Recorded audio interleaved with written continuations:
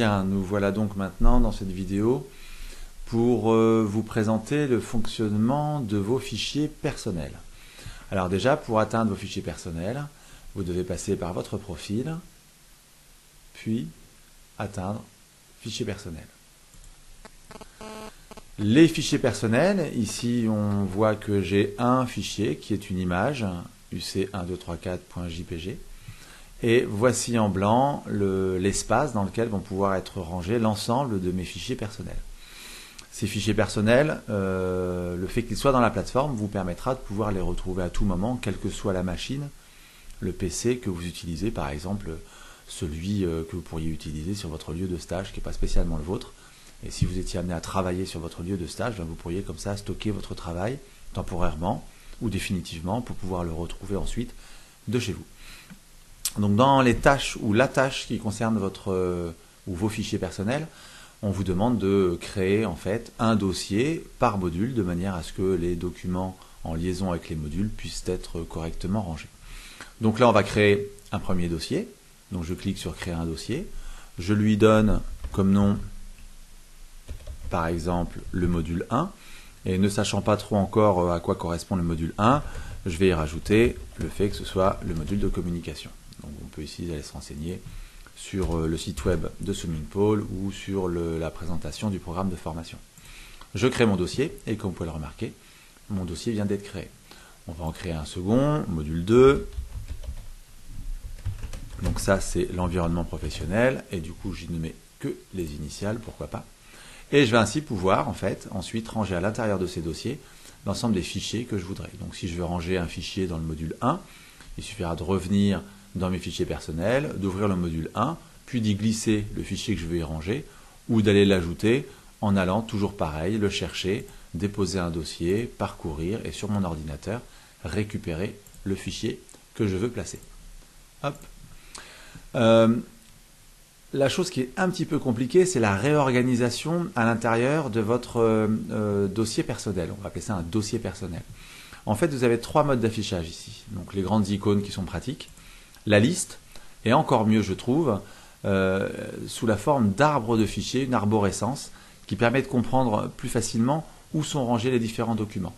Donc en imaginant que je veux déplacer le fichier positionnement UC1234 dans le module 1, il faudrait en fait ici que je clique droit. Alors non, que je clique droit, non, mais que je clique gauche, pardon, autant pour moi. Et là, des options me sont proposées. En particulier, je peux le renommer. Et je vais pouvoir ici choisir une licence, ça on en parlera un petit peu plus tard, c'est une question de droit d'auteur, mais surtout pouvoir choisir le chemin. Donc le chemin, c'est le chemin qu'il faut accomplir pour atteindre le fichier. Donc pour l'instant, comme on peut le remarquer, le fait qu'il y ait un seul slash indique que le chemin pour atteindre le fichier UC1234, positionnement UC1234, eh bien tout simplement c'est la racine de mon dossier personnel. Donc ici, en déroulant, je vais pouvoir aller plus en profondeur à l'intérieur de l'arborescence de mes fichiers. Donc si je mets ce chemin-là, pour atteindre le fichier positionnement UC1234, je dois passer par la racine, le dossier module 1 communication, puis j'atteindrai mon fichier. On le fait, on modifie, et on voit ici que le fichier positionnement est bien passé dans le dossier module 1, que je peux du coup plier ou déplier. Donc ça, c'est la partie peut-être un petit peu particulière, qui n'est pas du tout évidente. Imaginons, pour que vous compreniez bien la démarche, que je veuille au contraire mettre ce fichier dans le dossier module 2. Je reclique sur mon fichier, et là, cette fois-ci, je vais choisir le chemin module 2, modifier, et du coup, mon positionnement se retrouve dans le dossier module 2. Imaginons que je veuille mettre maintenant le fichier positionnement directement à la racine de mon dossier personnel, de mes fichiers personnels. Du coup, en cliquant dessus, cette fois-ci, je reprends la racine, je modifie et je retrouve à nouveau mon fichier positionnement qui est au même niveau, au même rang que mes dossiers module 1 et module 2. Pour supprimer un fichier, il suffit encore une fois de cliquer dessus et de le supprimer. Voilà. Et si je devais supprimer ici un petit dossier, vous avez la petite roue crantée qui permet aussi de pouvoir accéder en fait à la suppression ou la compression du dossier, voire aussi de pouvoir par exemple placer ce dossier module 2 à l'intérieur du dossier module 1. Et voilà. Donc ici, on a bien le dossier module 2 qui se retrouve à l'intérieur du dossier module 1. Donc un petit peu de gymnastique dans un premier temps.